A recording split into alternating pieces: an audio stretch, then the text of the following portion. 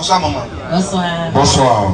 En fait, moi j'aimerais savoir, parmi les deux religions, le christianisme et l'islam. En fait, au niveau du christianisme, les prières de guérison, les miracles et puis les prières de délivrance, je constate qu'au niveau de la religion musulmane, il n'y a pas ça. Il n'y a pas... Bon, vous n'arrivez pas à délivrer, à guérir. Bon, donc moi, c'est la question qui est là. D'accord. Merci maman. Mais qu'est-ce que Jésus faisait? Jésus dit, c'est par le doigt de Dieu que je chasse les démons. Matthieu 12, 28. Matthieu 24, verset 36, à quoi il dit? Je chasse les démons par l'Esprit de Dieu.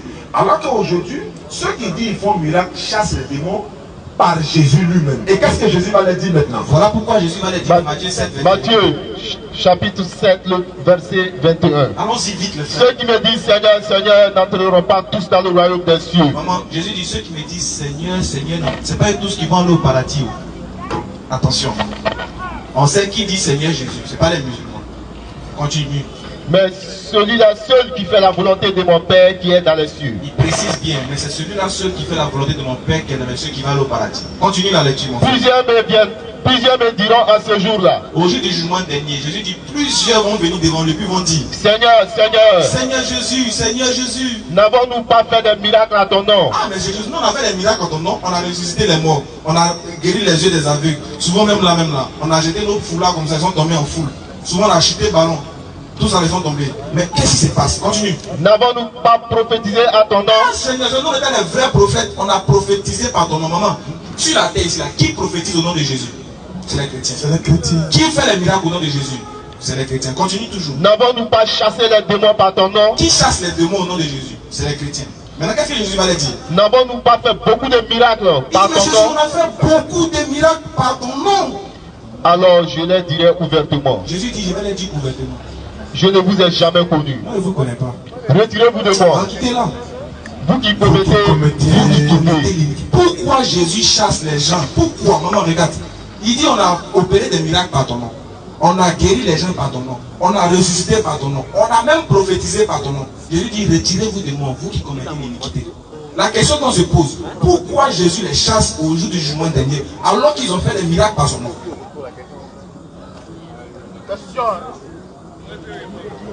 Maintenant, maman, regarde. Si miracle là, ça sauvait. Et quand même, il faut regarder. Nous, les musulmans, on guérit les gens chez nous. La guérison, on appelle ça la roquia. C'est-à-dire quand on sait que tu es possédé par les djinns, par les démons, il y a la lecture coranique pour chasser ça. Mais on ne fait pas bruit de ça. Parce que Dieu dit, lorsqu'un peuple est trop accroché au miracle, c'est un peuple qui est prêt à aller à la perdition. Parce que si tu aimes trop le miracle, là, tellement nous, surtout les Ivoiriens, tellement les font des miracles. Aujourd'hui, les féticheurs sont devenus des pasteurs. Ils ont porté veste aujourd'hui, là, c'est eux qui font miracle. Et pour que ton église marche, il faut faire un miracle. Il faut t'arranger. Moi, je suis fils de pasteur, je sais de quoi il te parle. Comment? Si tu n'as pas fait un miracle, ton église sera vide chaque dimanche. Donc, comme ils savent que le fait de faire un miracle ramène les gens, et que ramener les gens, c'est aussi un business, il faut s'arranger coûte que coûte pour que je puisse faire un miracle, pour qu'on dise que Jésus est grand, mais Dieu est grand. Est-ce que Dieu a besoin de miracles pour qu'on sache qu'il est grand? Même les démons savent que Dieu est grand, mais ils tremblent. Oui. Donc on n'a même pas besoin forcément de faire un miracle pour relever l'authenticité de Dieu. Dieu là, si tu veux, il ne faut pas croire en lui, mais il est ce qu'il est. Donc on n'a pas besoin d'un miracle. Parce que nous, chez nous, chaque jour est un miracle. Le fait de te réveiller, le souffle de vie que tu respires là, tu ne payes pas sa facture. Tu sors. Il y a Corona, toi tu n'es pas mort. Depuis 2020, tout ce qui s'est passé là, tu n'es pas mort jusqu'en 2021. C'est un miracle chez nous les musulmans. Oui. Parce que si Dieu dit viens faire la facture de ce que tu as respiré pendant 2 ans, on ne peut pas payer. Comme on sait, on dort, on se réveille, on mange par la grâce de Dieu, on va à nos occupations, on rentre sain et sauf. On peut faire un enfant tomber malade. C'est par la miséricorde d'Allah. Nous on dit ça là, c'est le plus grand miracle. Et le prophète nous enseigne que Allah nous enseigne que le plus grand des miracles, le plus grand des miracles que le prophète Muhammad a fait, c'est de parler aux gens qui étaient barbares, qui adoraient 365 idoles. Il a dit, adorez un seul Dieu qui vous a créé. Puis ils ont cassé toutes les idoles.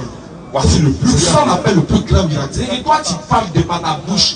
Quelqu'un qui aimait les fétiches, laisse les fétiches et puis il vient adorer le créateur des cieux et de la terre. C'est le plus grand des miracles. Donc maman, si tu deviens musulmane, ta vie même sera chaque jour miraculeuse. Parce que là, tu n'auras plus besoin de compter sur l'homme de Dieu pour qu'il t'impose les mains, ou même pour qu'il t'invite les nuits pour faire on appelle ça sommeil spirituel. Non. Toi-même là, quand ça ne va pas là, tu te mets à genoux et puis tu pleures devant celui qui t'a créé. Il dit, maman, je réponds à l'appel de celui qui me prie quand il me prie. Qu'il réponde à mon appel et qu'il croit en moi afin qu'il soit bien indigné. Soit 2 verset 189. Ordinateur.